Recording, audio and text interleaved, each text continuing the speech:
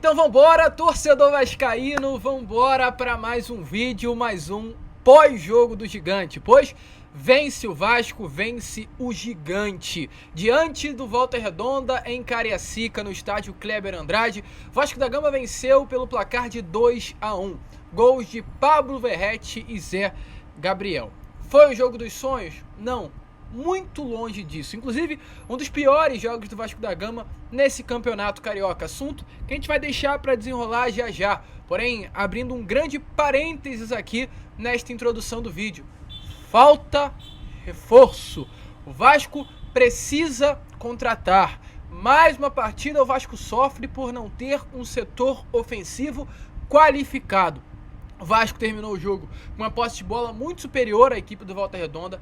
O Vasco, principalmente na primeira etapa de jogo, onde tinha que construir o placar, se lançou ao ataque, dominou o setor ofensivo. A grande maioria do primeiro tempo foi feita no campo do Volta Redonda. O sistema defensivo do Vasco, que hoje foi composto novamente por Medel, João Vitor e Léo, estavam fazendo a sua linha defensiva na linha do meio de campo.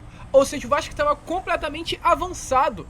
Qual é o grande problema? Porém, falta atacante. O Vasco urge por reforço. O Vasco urge por atacante.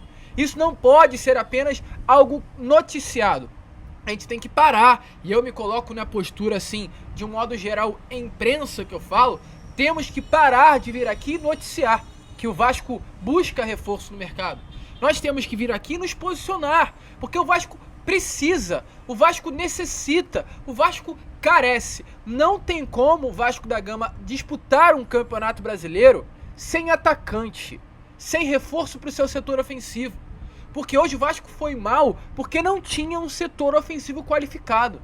Quando o Payet pegava na bola, ali no meio de campo, principalmente na primeira etapa, o Vasco fazia a seguinte jogada: o Payet pegava a bola na esquerda, arrastava para o meio, que ele faça a jogada, puxa para sua perna boa para achar um passe. Sabe o que acontecia?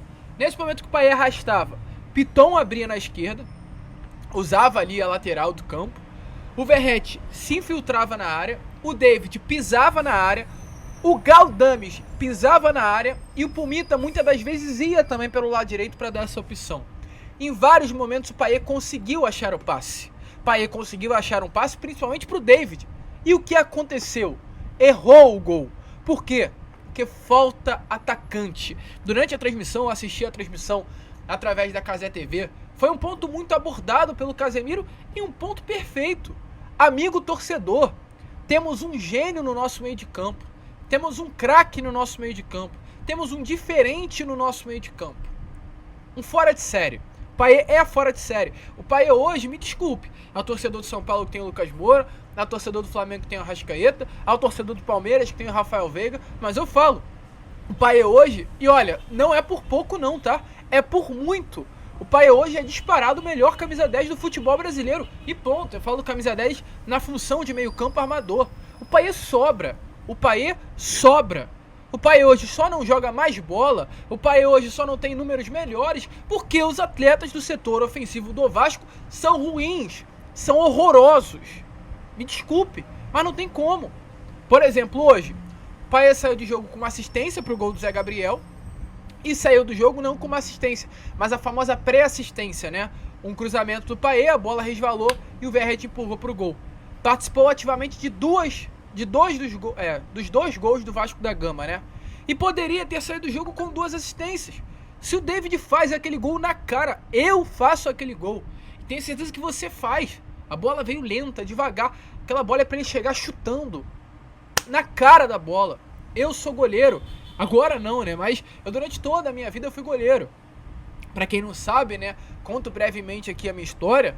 Fui goleiro de beach soccer, eu sou aqui nascido e criado em Copacabana, na beira da praia, bem pertinho da praia. E agarrei no Botafogo, agarrei no Vasco, agarrei em outros clubes por aí, até o Sub-20, agarrei até alguns jogos profissionais. E aí o que acontece? O David dominou a bola, faltou qualidade, o domínio dele a bola já vai pra frente. A bola espeta pra frente, ele domina a bola pra ele dominou a bola pra frente até pra ajeitar pro chute. Era o tempo que o goleiro precisava, é o tempo que o goleiro em si precisa. Que é o David domina a bola, bota a bola pra frente e o goleiro vem abafando. Sabe o que o goleiro faz? Tira todo o espaço do David. Perdeu ali o gol na hora. Quando o David dominou a bola pra frente, eu vi, o David perdeu o gol. Porque o goleiro veio abafando, inteligente, percebeu o erro do David, já era, tirou o espaço. Agora se bate chapando, porque o corte do Payet, né? A bola dele cortou toda a defesa, tirou todo o tempo de reação do Volta Redonda. O goleiro estava na linha do gol, o David ia ter o gol aberto para ele chutar. Era muito difícil o David perder aquele gol se ele chuta de primeira. Qualquer espaço do gol que ele mirasse e acertasse era gol. Mas ele quis dominar, empurrou a bola para frente e aí deu ruim, ficou nítido, perdeu o gol. Então, meu amigo, é o que foi dito durante a transmissão. Temos um fora de série no nosso elenco. E se não contratar, vai dar ruim. Vai dar ruim. E hoje o jogo foi um jogo para o vascaíno olhar e pensar na terça-feira. Porque o Marcílio Dias vai jogar sim contra o Vasco. E o Marcílio Dias é um time mais qualificado que o Volta Redonda.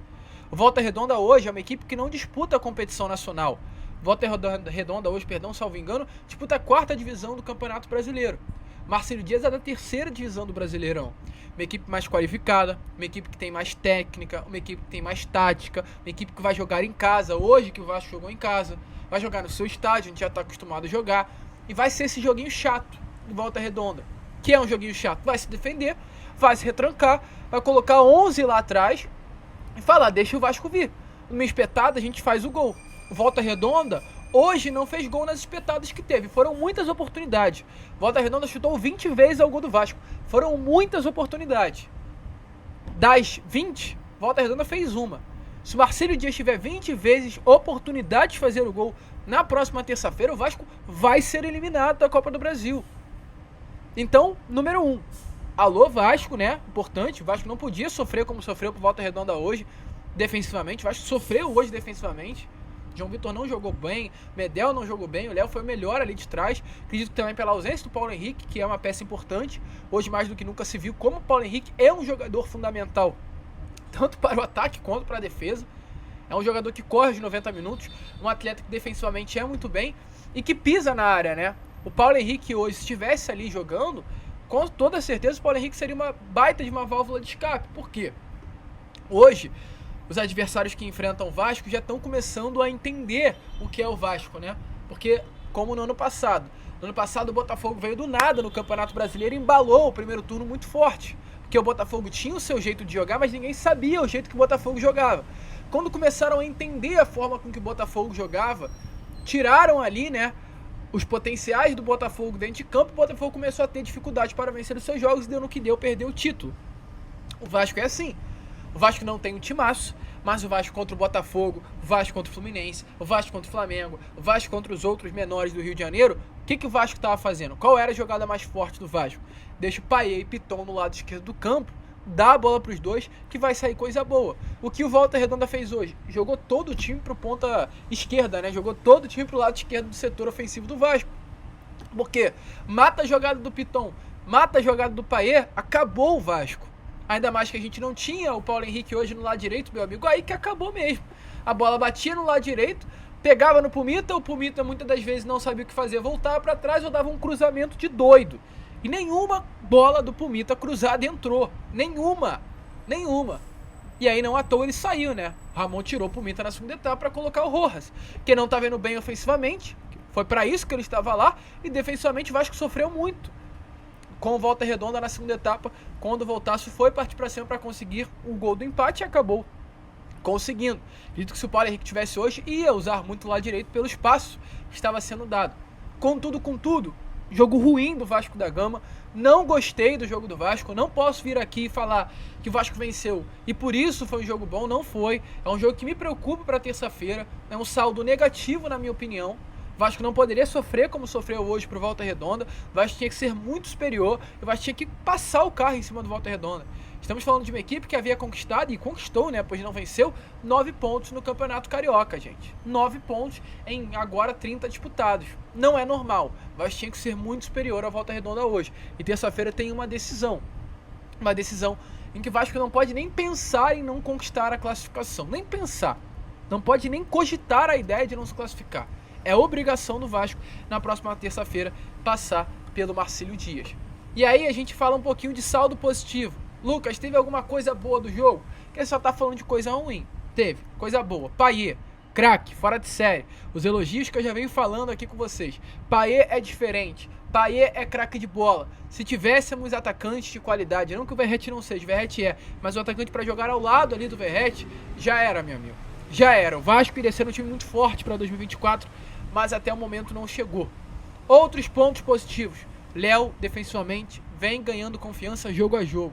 O Léo, defensivamente, vem se tornando uma peça fundamental para o Vasco da Gama. Importantíssimo que esse cara está sendo para o elenco do Vasco no modo geral, tanto taticamente, quanto tecnicamente, quanto no quesito liderança. E para fechar o ponto positivo, torcedor vascaíno. Ao torcedor do Vasco de Cariacica, os meus parabéns. Vocês são diferentes. Vocês representam mais do que nunca a grandeza e a força do nosso Vasco da Gama.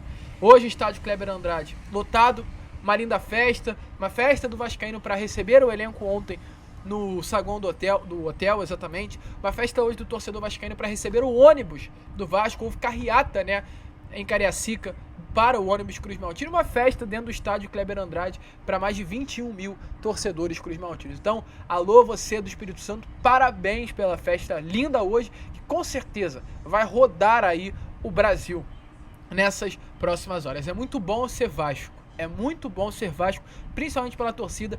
E mais do que nunca, né, depois desse vídeo a gente pode atestar. O Vasco não é um clube que tem uma torcida. É uma torcida que tem um clube. Ou torcida diferente é essa torcida do Clube de Regatas Vasco da Gama. Então, pontos positivos temos esse, né? Linda festa do torcedor, a bela atuação de Payet, que inclusive o torcedor conseguiu ver esse 10 desempenhando o seu bom futebol, o seu lindo futebol. Léo, defensivamente, vem se tornando uma peça fundamental para o Vasco da Gama, e os pontos negativos da necessidade urgente de reforço para o setor ofensivo. E só para fechar esse Boa Noite Gigante, fala de Campeonato Carioca, pois eu abri aqui agora e acabou o jogo. Portuguesa e Nova Iguaçu, 1-1. Resultado importante para o Vasco. O Vasco hoje, com esse resultado, vai para a terceira colocação do Campeonato Carioca. Ultrapassa a equipe do Nova Iguaçu. Nesse momento, caso o Flamengo vença amanhã o Fluminense pelo Campeonato Carioca, as semifinais serão Vasco da Gama e Fluminense. É exatamente o que eu queria. De verdade mesmo, exatamente o que eu queria. A gente fica por aqui. Esse foi o pós-jogo do Gigante de Vasco 2, Volta Redonda 1. E é claro, contamos aí com você, com o seu like, com o seu joinha, com o seu gostei, com o seu apoio. Vambora, porque hoje foi dia de Vasco da Gama.